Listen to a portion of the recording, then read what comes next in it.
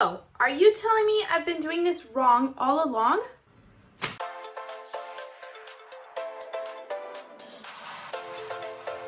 Are you taking vitamin C correctly? Check this out. What's up everyone, my name is Jackie Torres and I'm an NASM nutritionist and certified trainer here at Wonder Body. And today we're going to talk about, is it better to get vitamin C through food or through supplements, and why?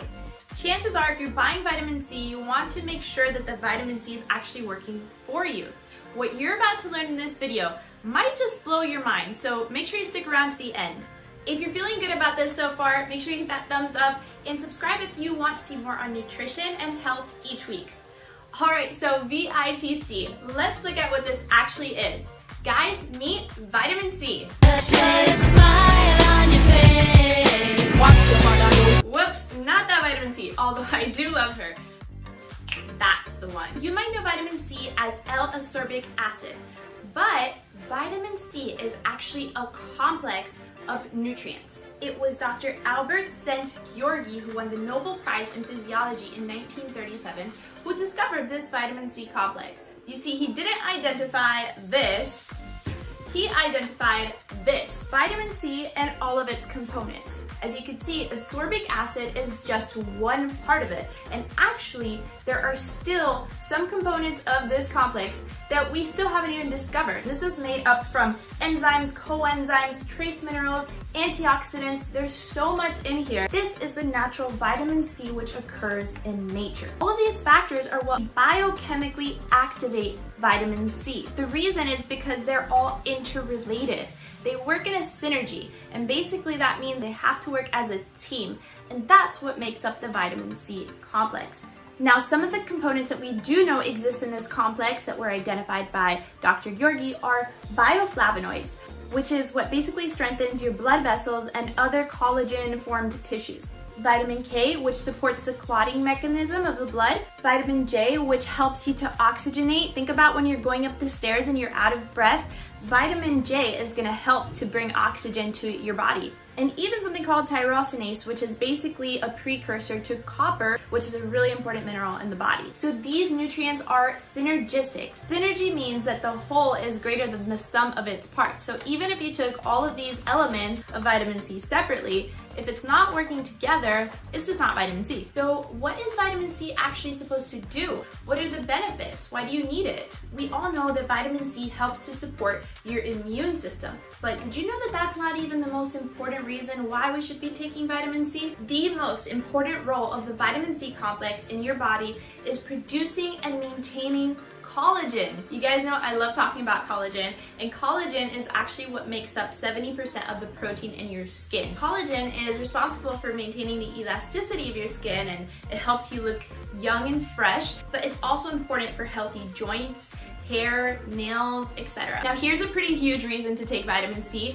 It improves your energy, physical activity, and mobility. Optimal doses of vitamin C helps to reduce fatigue. You see, it synthesizes something called L-carnitine, which helps in the creation of energy in your mitochondria. And I love to point out this benefit of vitamin C, especially to women. Vitamin C helps in the absorption of iron in foods that are not from animal or meat sources. Non-heme iron, which is basically iron from food sources that are not animal products, such as lentils and spinach, this type of iron is not easily digested by the body. So when you pair this with vitamin C, it really helps in the absorption and the digestion process. Vitamin C is also required for protein synthesis. But of course, one of the most important reasons why people take vitamin C is because it's a powerful antioxidant. Not only does it boost your immune system, but it also reduces your IL-10 response, or your inflammatory response to things such as viruses. It's even been proven to help you reduce the threat of heart disease. Alright, so now to the big question, how do you take vitamin C? And the first answer is you want to take it in its natural form. So you want to make sure that you're taking the vitamin C complex. Most supplements are synthetic ascorbic acid, which is just one piece of the vitamin C complex. Typically anything above 100 milligrams of vitamin C is not going to be natural because vitamin C is rarely found above 100 milligrams in nature. Here's a picture of what natural vitamin C should actually look like.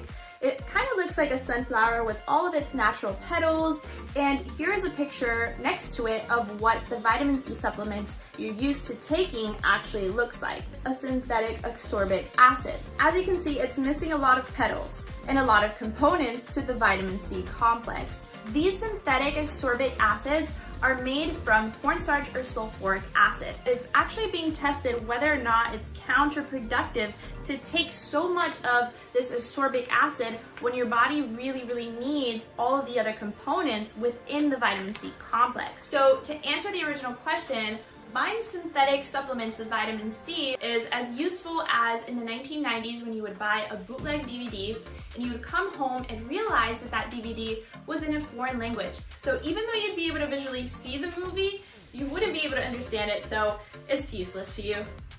Now, some natural vitamin C complex supplements actually do exist, but I personally haven't tested out any of them. I honestly recommend to save your money and get your vitamin C through food. Now, if you're getting vitamin C through food, let's talk about how you should be consuming it. First, you should know that vitamin C can actually be destroyed by high temperatures of heat. So the best ways to cook foods with vitamin C is by stir frying or steaming. Another important thing to note is that vitamin C can also be destroyed by oxygen exposure. So if you're pre-cutting fruits and vegetables, you don't really want that to be exposed to oxygen too long because it's going to lose a lot of its vitamin C content. A great tip if you have to pre-cut your fruits and veggies is to cut them in the largest sizes possible, because this is going to prevent from more oxygen to get into those individual little pieces. Another really important thing you have to know, and that is that vitamin C doesn't stay in your body for very long. Vitamin C can't be stored in your body. This means that you have to be consuming it on a daily basis. But there's actually a specific time frame. You see, there's only so much vitamin C that can be absorbed in your intestines at a time. Typically, people are only able to absorb about 500 milligrams max of vitamin C. But for those of you who are trying to optimize your vitamin C and really have your immune system at its peak, there is a way to do this. If you take 500 milligrams of vitamin C about 2 to 3 times a day, you're going to be at an optimal level. Because your body can absorb up to 500 milligrams, every 5 or 6 hours, you can start to renew that dosage and your body can start to absorb it once again. And here's the last tip to note, you guys, and that's that vitamin C is not very compatible with sugar. So it's better to get your vitamin C from non-sugary sources because it's going to help your body to prioritize the absorption of vitamin C versus that sugar. Now, if you're getting your vitamin C through fruit, that's okay. Just try not to juice the fruits. And the reason is because you're going to be left with a more simple sugar. And the body's going to want to prioritize that sugar over the absorption of the vitamin C.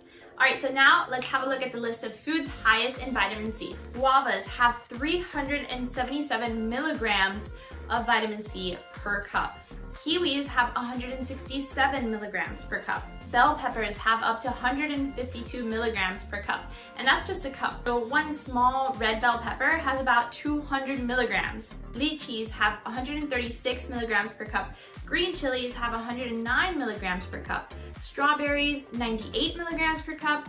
Oranges, 96 milligrams per cup. Papaya, 88, broccoli, 81 milligrams of vitamin C per cup. So there are plenty of fruits on this list, but like I said, my personal recommendation if you want the most absorbable amount of vitamin C is to make sure that you're getting the sources with less sugar.